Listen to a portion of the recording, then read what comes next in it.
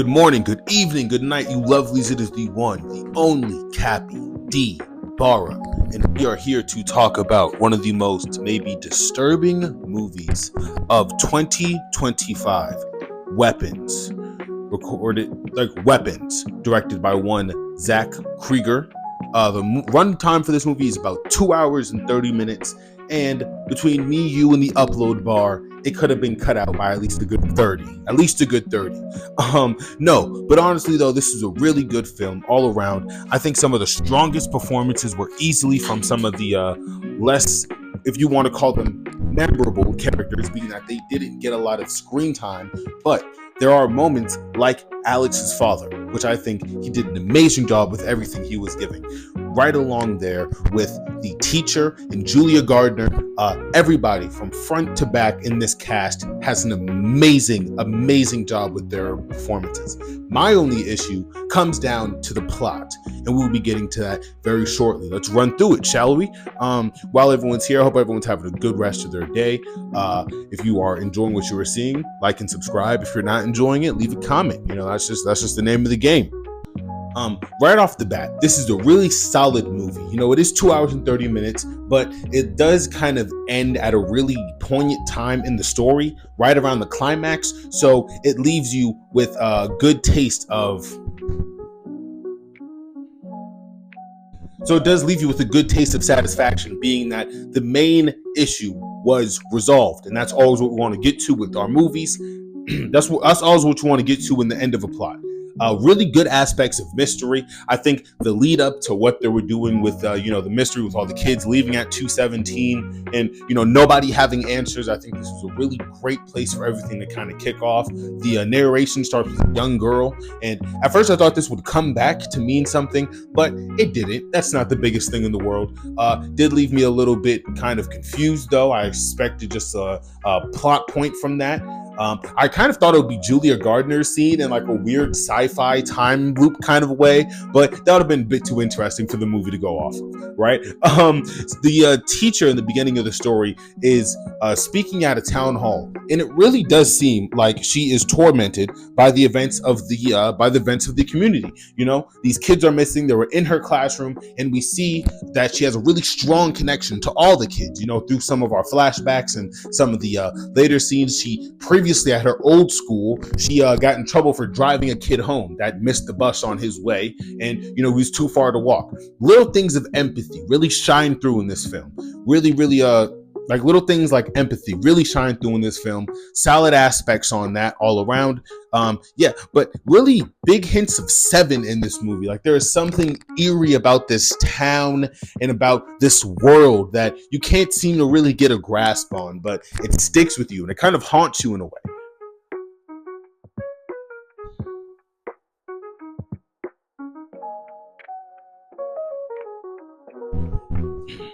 Some aspects about the teacher that, the movie makes poignant is that she is a bit of an alcoholic. She does prefer a sip or two, which doesn't become the biggest part of the movie, especially with her character. It really does come more from her resilience and her empathy, her care for these children. But it is a okay B plot that I think could be explored, for example, by some of the parents in this film. We'll be getting to that very soon. She's also seen to be promiscuous, making a off-duty cop that we will learn at the point, and very important to the film. He, is trying to go through sobriety. He picks up a drink and he has intercourse with the teacher, something that we implied he shouldn't be doing because he's a married man. This will come back when she is confronted in the liquor store by the man's wife. I laughed pretty audibly. It was pretty funny. There was a couple of moments in this movie where the world around them just stops moving just for the sake of not moving. It was just interesting. I tried to make heads or tails of it. I couldn't really do that. There was a really good amount of interconnectivity in this movie though. We see that, somebody has painted witch on her car, and right after that, she's at the gas station and she sees the principal running at her. The principal that we've learned at this point is not somebody who is, angry or irate or out of control. He's just a normal guy. The principal darts at her in a pretty famous trailer scene, at the gas station. That action scene stops there, and immediately after we go to Josh Brolin's character, Thanos. Josh Brolin is mourning the loss of his son.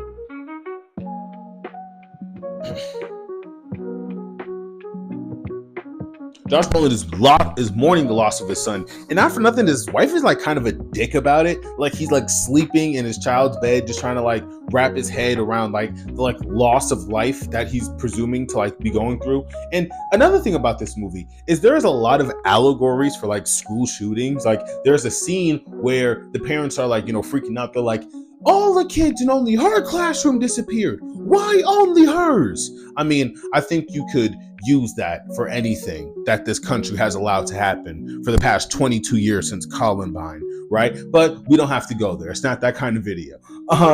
This really does boil over into the father kind of cooping himself in his own mind, and he crafts a plan, and he crafts this kind of theory that if all the children were running in a straight line from all these different houses, then the only place you can converge is at the child's house that, the only child that didn't get kidnapped, if you want to say that, by this malevolent force, right? He at the time doesn't know that. But he doesn't bring this to the cops. And I think there's even a scene where he brings this to the cops and they ignore him. So there's just a lot of pieces in this movie where the people are like actively not trying to solve this mystery. And I've seen somebody else say that's kind of supposed to be like a, like a metaphor for everything we're going through right now, and how so many issues are just going straight under the nose of the government and people who are supposed to be caring for our children. But it's just interesting, because you would think that more parents in this film would be like, yeah, the fucking cops are so corrupt. Like, they're out of their fucking minds. We keep bringing these things to them and they refuse to listen. Like, I think it would have been interesting if like there was just like a scene of another scene of like a smaller town hall, right? With maybe like seven or four parents. And Josh Brolin brings up this theory and another parent's like, yeah, I noticed that too. That's weird, right? And it's like, I feel like there's so many times where we could just go like from point A to point B. And I feel like that would be the end of it, right? Like that would be the simple solution. But instead, it's just point A. What's going on with point A? Well, we don't know. Nobody knows. If I was a parent and I at least talked to him for 5 seconds, I'd be like, I'm not gonna lie, bro. You're kind of onto something. Like, not one policeman try to offer this man a second of credibility.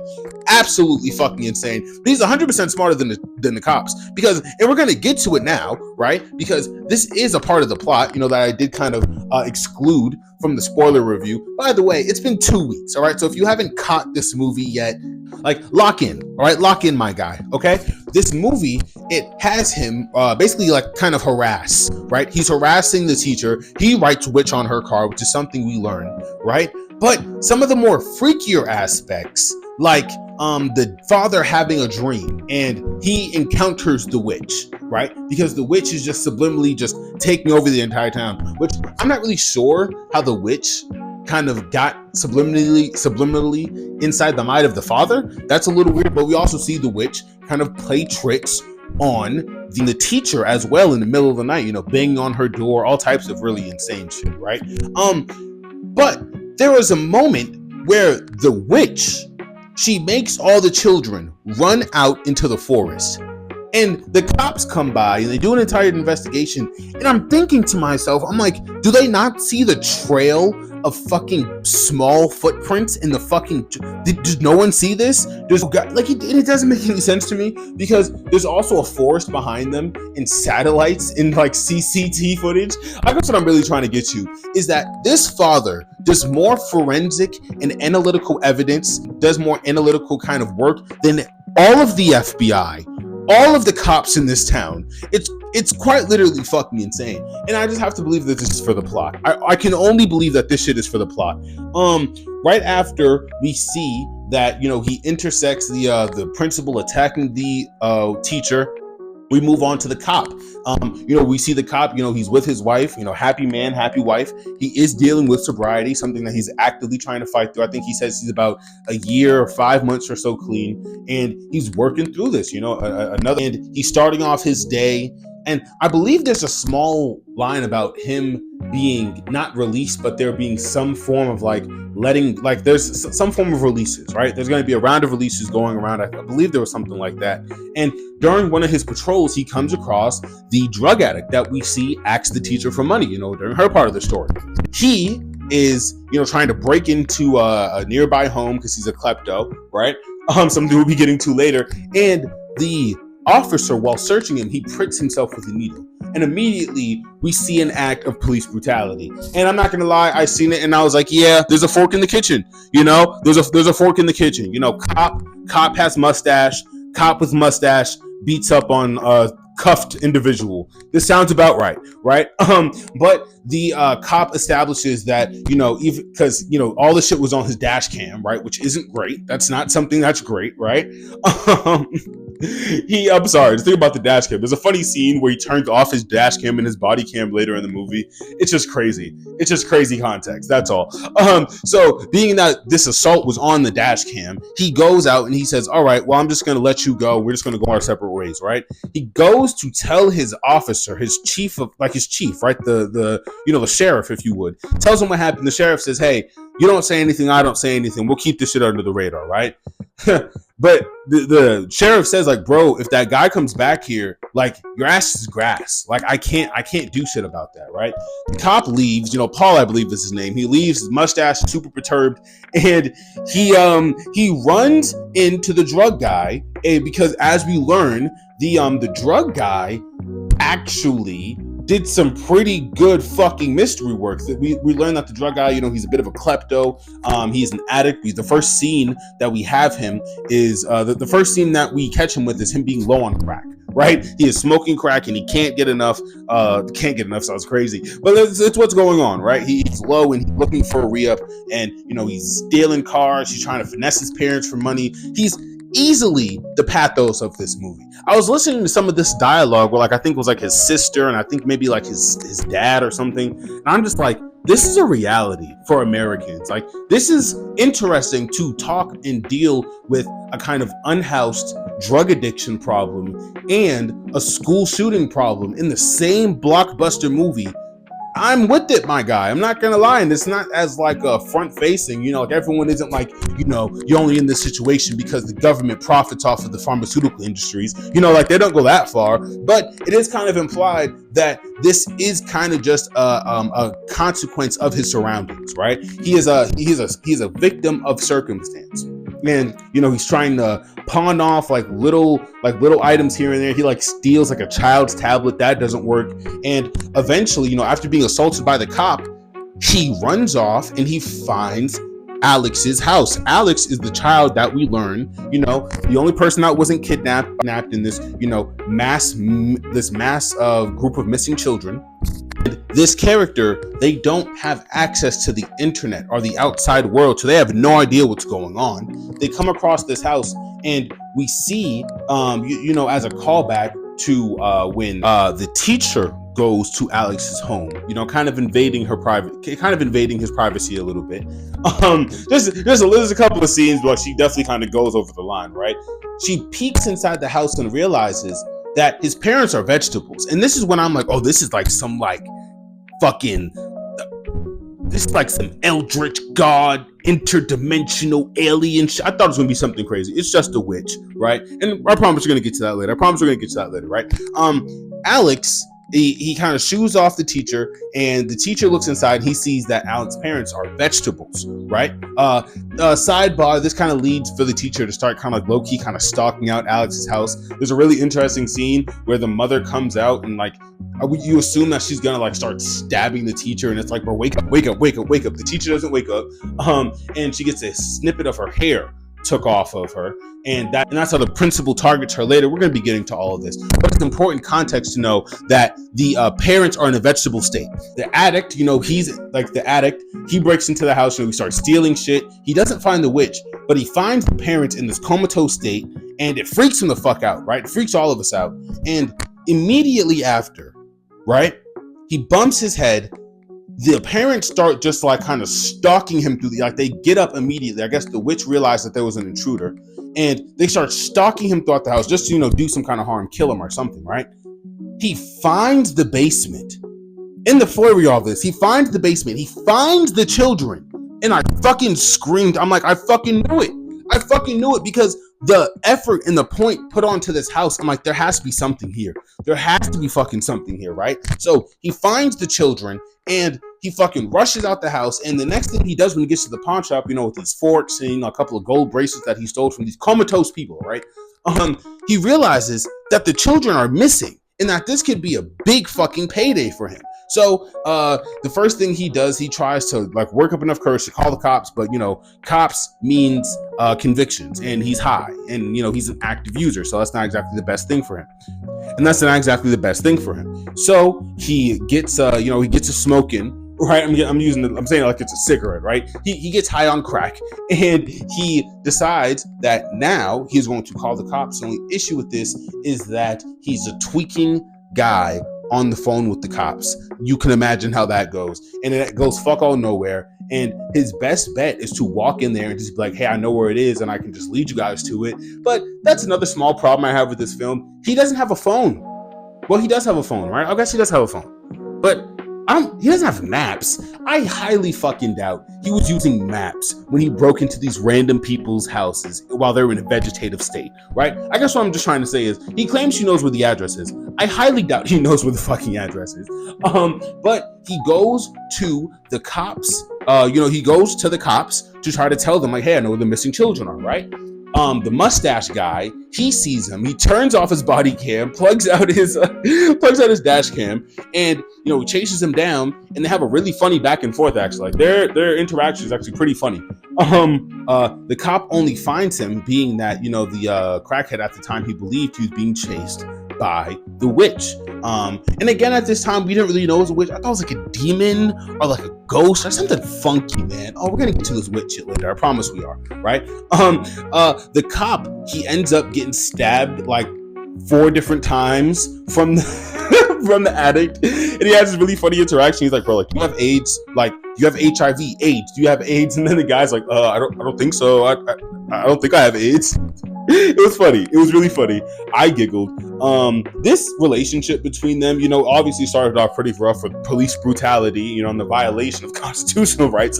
But it was pretty funny. It was pretty endearing, and I wish that we could have gotten more from this somehow. Right after this, they go to the location. Surprisingly, he remembered the placement of the house, which is bonkers, right? That's fuck all bonkers.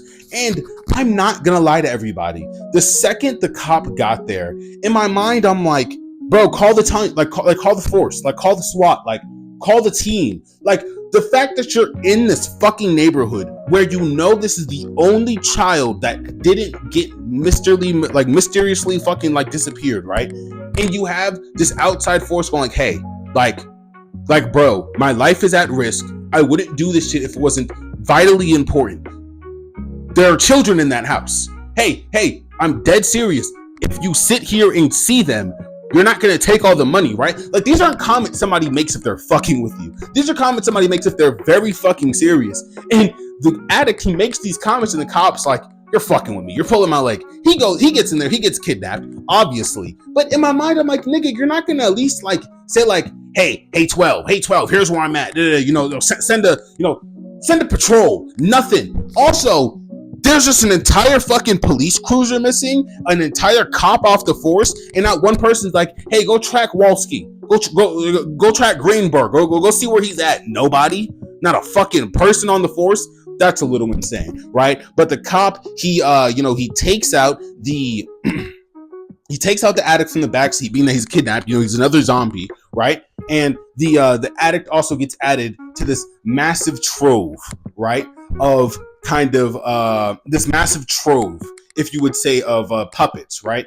Now we're going to be getting to the meat and bones of this film, right? Really quick, the witch taking a cop, knowing that shit would go nowhere but south, is so dumb. And apparently there isn't a reversal on this kind of spell shit that she does, which is something we're going to be getting to later, I guarantee everybody, right? But I don't know, man. I don't know. I wasn't really fucking with it wholeheartedly. I was kind of confused by it, because I'm like, why would you steal a cop knowing that at least one other person is going to be like, hey, that's my coworker. What the fuck is he doing here for 14, 15 hours? A cop, mind you, like not just like some scrub mailman. Like if a mailman goes missing tomorrow, I don't think anybody would care. A cop, right? Oh, that was a pretty fucking interesting choice from the witch, right? We learn from the principal, right, that the witch has been posing as Alex's aunt for the entirety of this fucking movie, for at least like a week and some change now, right? For the FBI and the cops to go, hey, there's no trace of you. Hey, we have no record of you even being a citizen of this state. Who the fuck are you? Like, she's not, I'm sorry. I hardly believe that the FBI or the CIA or whatever fucking intelligence agency that was proceeding over this along with the local police force didn't go, nigga, you don't belong to this state. You got here 4 weeks ago, and now as of 2 weeks ago, 12 children, like 17 children go missing. And then we run some forensic science and we see that they all run in a straight line. Guess where that straight line leads us? But nobody's guilty here. It's just some elderly woman with some vague sickness as to why she always looks so wrinkly and unwell.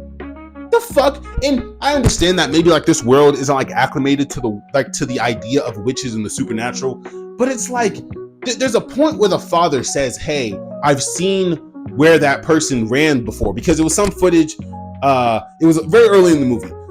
There's ring footage of the children leaving, right? Multiple houses have ring footage of this kind of thing, just a nice little touch of suburbia, right?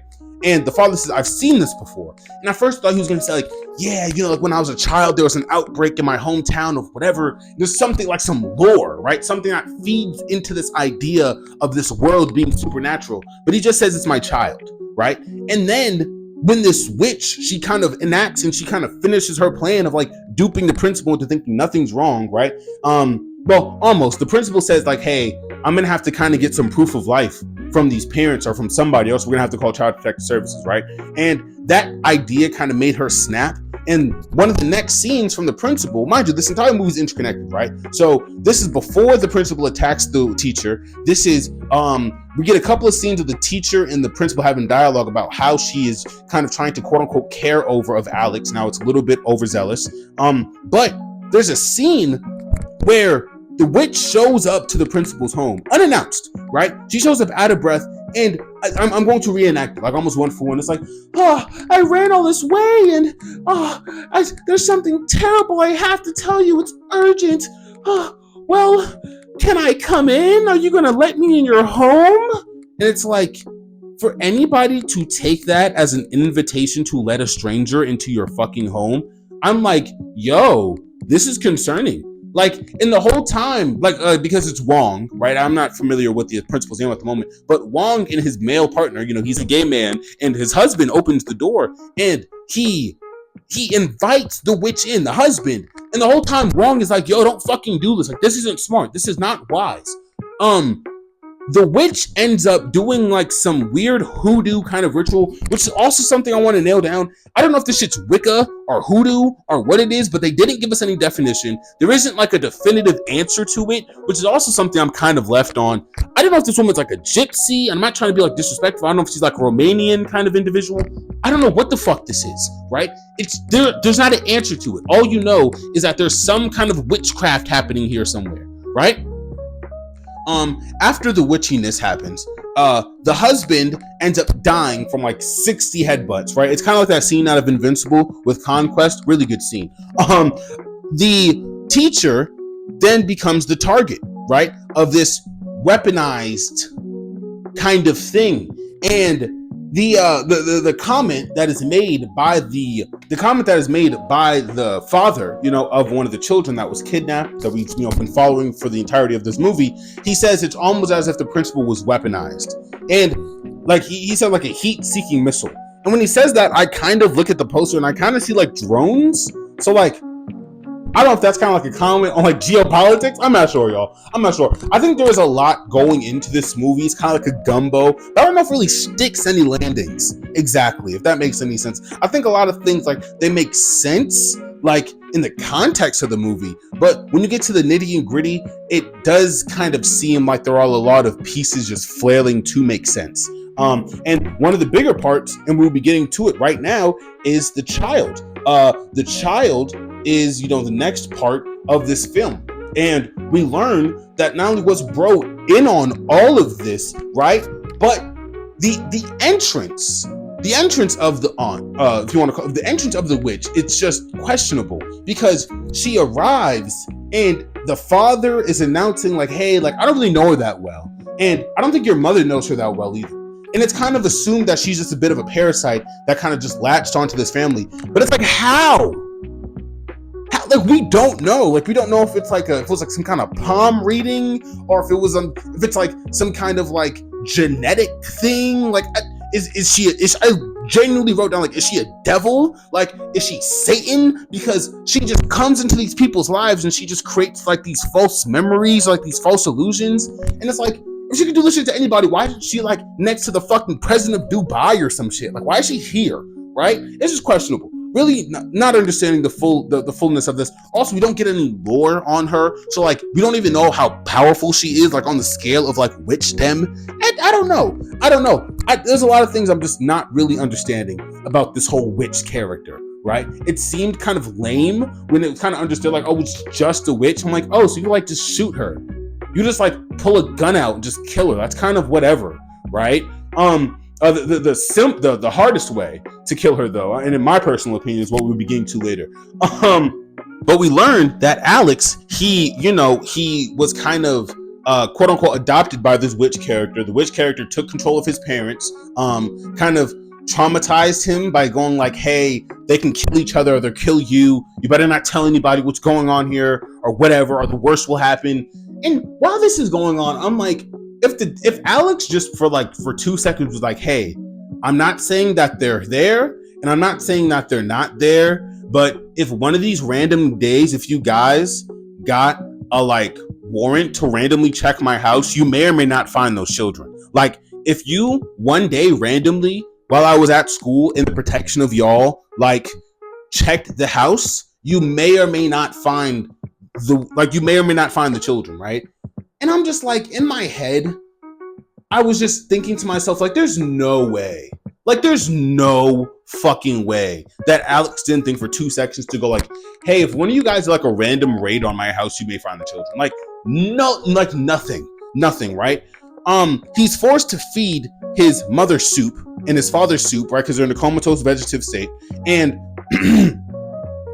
the witch, she realizes later, like, hey, this shit's not working, so I need you to help me kidnap all of your classmates. And at this point, I'm like, nigga, there's no fucking way you didn't just say, hey, there's an intruder in my house and I don't trust her. Can you go, like, just ransack the bitch? Like, I feel like there's so many sentences you can say as to what is going on in this home. Like, hey, there's an intruder and they made my parents sick. Like, can you just question, like, bring them for question? I don't know, man. I don't know. Like, she literally just kind of takes over in this whole, like, this is going to happen because I want it to happen kind of way, which is like, all right. Then Alex, while he hears that she's dying and he's like, all right, well, can I help you? Nigga, what? Nigga, can you help?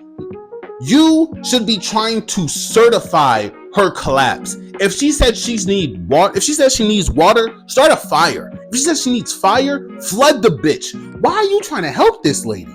And she like, oh, well, if I help you, will you leave? Oh my god. Like, he, like, literally he said that shit and I was like, this is just the plotting. This is the plotting for the plot, right? There's multiple scenes after the children get kidnapped where like, he snips all of their hair, so, like, take control of them, because hair is also a thing in this. I swear, I don't know if this is hoodoo or Wicca, but like, we gotta define this shit, because like, it's messy. It's really messy. He feeds the children soup. There is a scene where this little boy, he carries soup from one destination to the other, like 16 bags of soup, and it's like, yo, the people in this town suck, bro. Like, the people in this town are awful. I can't wrap my fucking head around this shit. There's a scene where the principal is chasing the teacher through the store, and the store clerk's like, get the fuck out of my store. And the teacher's like, yo, why can't you help me? Like, I'm a defenseless woman. I'm getting chased for my life. I don't know what the fuck is happening. Why can't you help me, right? This little boy, like 15 pounds worth of soup in these bags, and nobody's like, yo, what the fuck is going on? Like, are you being abused? Like, there's nothing that happens from any of this. It's just child neglect. The entire story of this is just child neglect and just neglecting your fucking community, right? We get a couple scenes where it's kind of like a quote unquote face off. We catch up to this current timeline, and the witch goes, hey, so I kidnapped a cop, and I also kidnapped a drug addict. We gotta leave because I was getting greedy and I got sloppy, right? The father and the teacher, they show up to the house and they're like, yo, what the fuck is going on? And a fight occurs between the addict and the father, which was probably the best fucking fight. It was really, really, really funny. My audience really popped for it. The cop and the teacher, the cop ends up getting his brains blown out, which is like, it's pretty cool.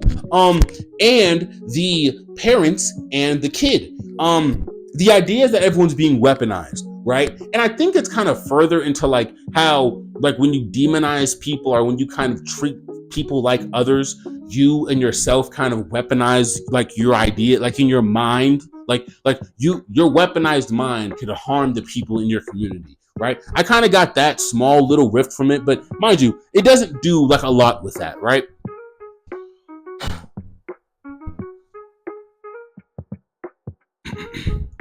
Yeah, but it doesn't do a lot with that. It doesn't do a lot with that. All of our quote unquote heroes, if you want to say, they do end up getting the upper hand on all of their opponents. Even the teacher, as I said, like she gets a one up on the cop and the drug addict who kind of like slowly gets the upper hand on the old man. He's old, like fucking 50, right? It's Josh Brolin, right? Alex, he copies the witchcraft, if you want to call it that, from the witch to have not the parents, but to have the children kill the witch. I'm not gonna lie, I don't really remember where the witch was during the end of this movie, because I remember where the father was. I remember, oh, no.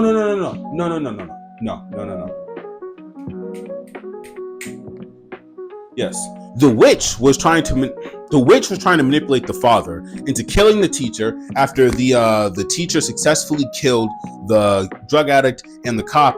Not really sure how that one happened, but it's probably just a moment of lapness, piece of hair, whatever, right?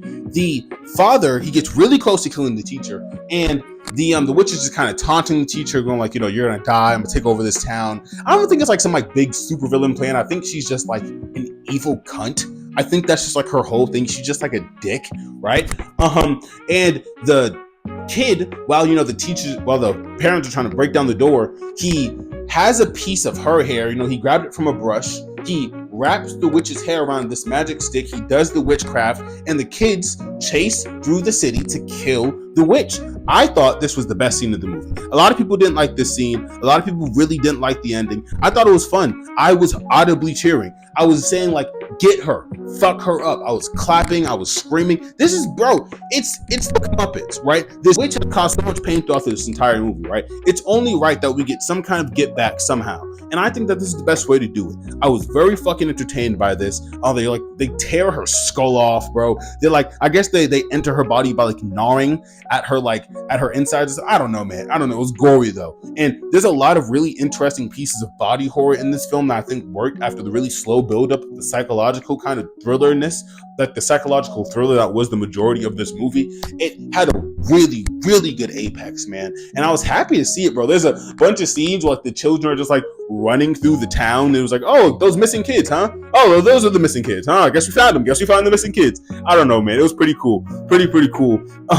There's a scene when they catch the witch and like rip her apart, right? Like just like skin and bones. Like they leave her in like a viscera, right? Somebody's like, oh, honey, look what they did to the yard. I couldn't stop laughing, bro. It was a really tight ending, bro. Really, really tight ending. It's implied that after that, these people are quote unquote weaponized, that their minds aren't the same ever again, which is just like, okay. But again, we don't really know what the word weaponized means. It's just like you're put in this puppet like trance, but we don't know like what the origin of this is. We don't know what it's really being used for. I'm not sure. The one thing about this movie I think I really was just lacking was just like a mythology, and without a kind of backstory, without a kind of stepping stone to this kind of low-key kind of OP witch, right? Because if she just got a strand of hair from everybody in the USA, that's clipped, right? Like, I don't know. A lot of really simple things in this movie don't really get explained how I would like for them to. But all in all, I mean, it was a good film. I did give it a full bag of popcorn. I meant that shit. I will be watching this movie again sometime soon. I just was expecting something bigger. That's all. All in all, man, I think this was a really good. I thought this was a really good film. Some of the builds, just like in the character arcs, were like a little stale. Like just some beats with like the alcohol, just like some beats with the cop and his wife, or even some of the dialogue pieces between the sheriff and everybody else in town. It was just like, there's just some people that are just like kind of just like in the story just to be in the story, but everything does end up fleshing out fully. We don't get a post-credit scene, which I think would have been kind of hard, but it's not Marvel Studios, so I'm asking for a bit too much. If you were to check out this movie, I would say definitely go tell your therapist beforehand. Maybe bring a friend so you can get them to get in there with you, and hopefully you have a good time. I'm looking forward to the next film from this boy, Mr. Zach Krieger, Mr. Zach Krieger. And all in all, I give Weapons a good 7 out of 10, man. Really good 7 out of 10. This has been Cappy D Barra. All right, this is my Weapons review, spoiler included. And I fucked with it. All right, y'all stay tuned and stay beautiful. Peace, y'all.